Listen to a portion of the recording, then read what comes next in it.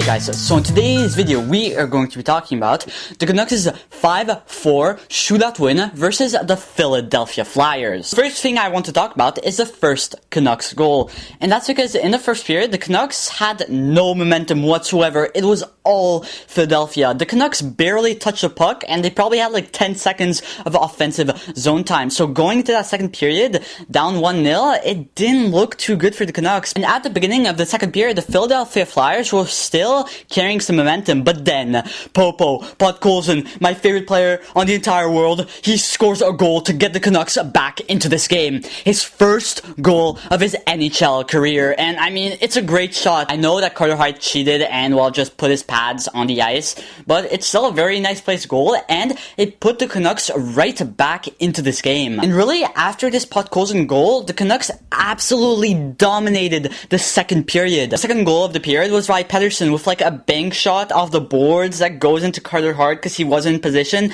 I mean, it's not the prettiest goal, but it's a goal. But it really all happened because of the movement that was happening on this power play. It was really the only power play that the Canucks had tonight that they really just moved the puck around, and they made the Philadelphia Flyers PK really shift around, which will put them out of position. And this is really what the Canucks need to do more, because even in this game, and especially in the last game versus the Edmonton Oilers, the Canucks power play is so static. I thought they got a new power play coach, but it looks exactly the same than what happened last year. I actually prefer sometimes the Canucks' second PP unit because, they really move the puck around and they shoot as many pucks as they can towards the opposing team's goalie. And then after that, Chason scored kind of a weird goal too. Carter Hart didn't seem like he was really trying to find the puck.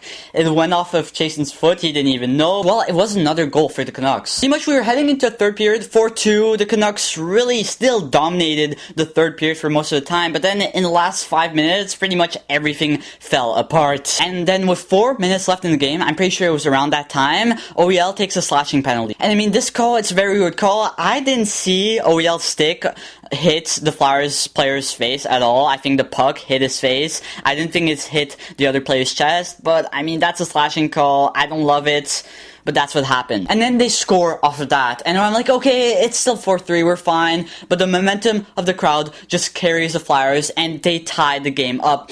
And really, this was really frustrating to watch, because a lot of the time when I see PKs for empty nets, just normal power plays, when they really attack the players that have the puck, it seems to work much better than just sitting there and just waiting for something to happen and just letting them pass the puck around, which is exactly what the Canucks did, which resulted in the Philadelphia Flyers scoring that goal. So I'm not sure what the technique is for the Canucks just to stand there on a 6-on-5. And they scored off of that. So really, it was now 4-4, and the Canucks were heading into overtime. I was kind of okay with this because I saw the amount of skill that the Canucks had, and I was like, oh, we're gonna win this overtime.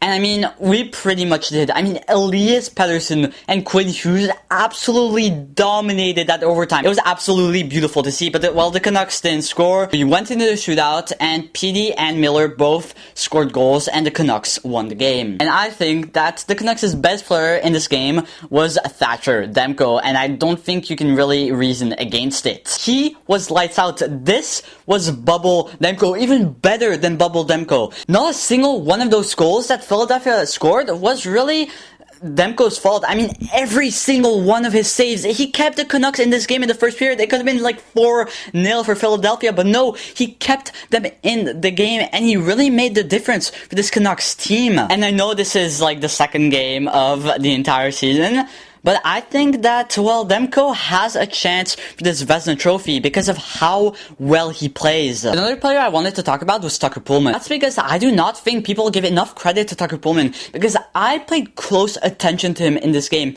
and I thought he played really well for this Canucks team. Every single time he had the puck on his stick and he was pressured, he just played it so calmly. Every time making the right play, it was really good to watch.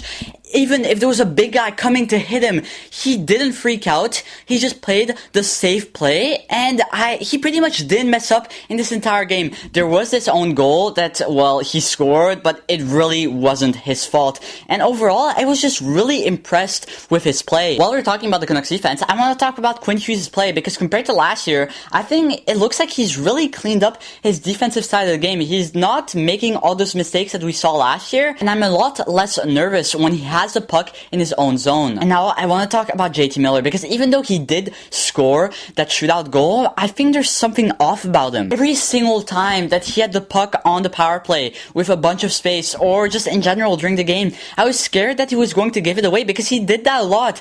Every single pass, every single receiving of a pass, it seemed like he just wasn't there. Simple plays that last year and the year before were just second nature to JT Miller. He seemed to have really struggled doing those in this game, and really also the Edmonton Oilers game. I don't know what it is, but JT Miller really has to clean this up, because playing on the first line with Elias Pettersson, I think the Canucks could have gotten so many more goal-scoring opportunities, especially on the power play, if JT Miller didn't fumble the puck so often. The last player I want to talk about is Conor Garland. I mean, this guy is so shifty out there. It's incredible. The moves he does, how he spins on the ice, his skating, it's beautiful to watch, really. He breaks everyone's ankles. He's small, he can skate, I went to training camp, and I mean, this guy, he's tiny, but it doesn't seem like it when he's playing. He's a tough player, and I think he's just an awesome addition to this Canucks team. Overall, just a great game by the Canucks, really fun to watch.